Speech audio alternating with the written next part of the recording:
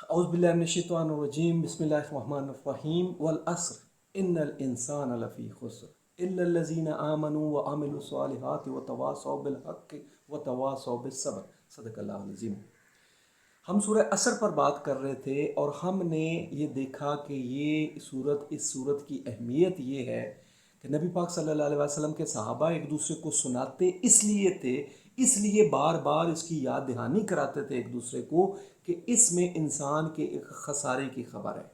और ये खबर हमें अल्लाह रब्बुल इज़्ज़त ने सुनाई है। ये बात, ये बयान समझ लीजिए कि रब का है, कि रब ने जब फरमाया कि हमारा खसारा है तो फिर हमें सबसे ज़्यादा हमारे लिए प्रायोरिटी होनी चाहिए, हाई प्रायोरिटी होनी चाहिए कि हम इस खसारे से बचने की राह देखें, और वो भी इसी सूरत में है।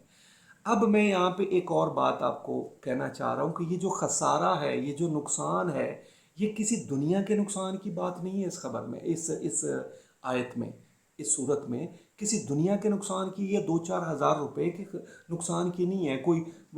कोई चालान हो जाने की खबर नहीं है, कोई मकान ढह जाने की खबर नहीं है, कोई किसी इम्तहान में फेल हो जाने की खबर नहीं है, किसी फैक्ट्री या जो कारोबार में नुकसान होने की खबर नहीं है, बल्कि ये नुकसान अगली दुनिया के नुकसान की खबर है। अल्लाह ताला हमें माफ़ फरमाए। वहाँ पे नुकसान का एक एक जो है ना, एक झलक कि वहाँ पे नुकसान पाने वाले का हाल क्या होगा, उसकी एक झलक सूरह माआरिज में अल्लाह रब्बुल इज़्ज़त ने दिखाई है। वहाँ पे फरमाया है कि वयुबस्सरूनहुम, कि वो एक दूसरे से नहीं, वो वहाँ से शुरू करते हैं। इससे पहले वला यसअलु हमीमुन हमीमा, कोई दोस्त एक दूसरे को नहीं पूछेगा उस दिन।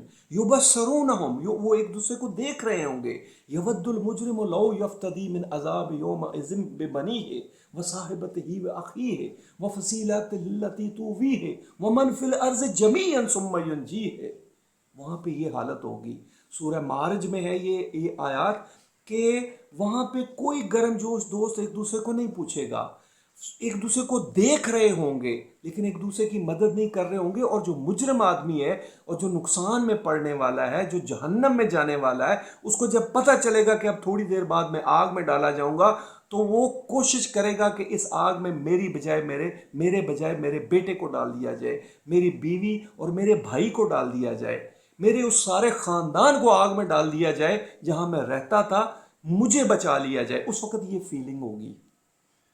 वो आग इतनी बुरी है, वो आग इतनी दहशतनाक है कि वहाँ पे फिर ये हालत होगी कि इंसान कहेगा कि मेरी तरफ से सारी दुनिया जहन्नम में चली जाए, मैं बच जाऊँ। ये नुकसान, उस खसारे की बात की जा रही है। अल्लाह रब्बुल इज़्ज़त ने ये खसारा उस जगह का बताया है कि उस जगह पे तुम्हें नुकसान होने वाला है।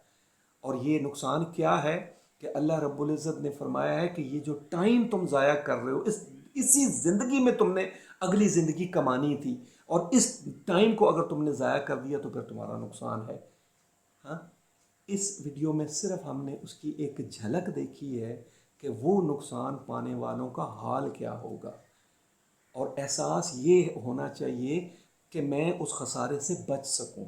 और बचना कैसे है, आगे जब हम इसको पढ़ेंगे, अगली आयत पढ़ेंगे इंशाल्लाह, तो हमें बचने की राह नज़र आएगी। अल्लाह रब्बुल इज़्ज़त हमारी मदद फरमाए और हमें समझना और अमल करना नसीब फरमाए।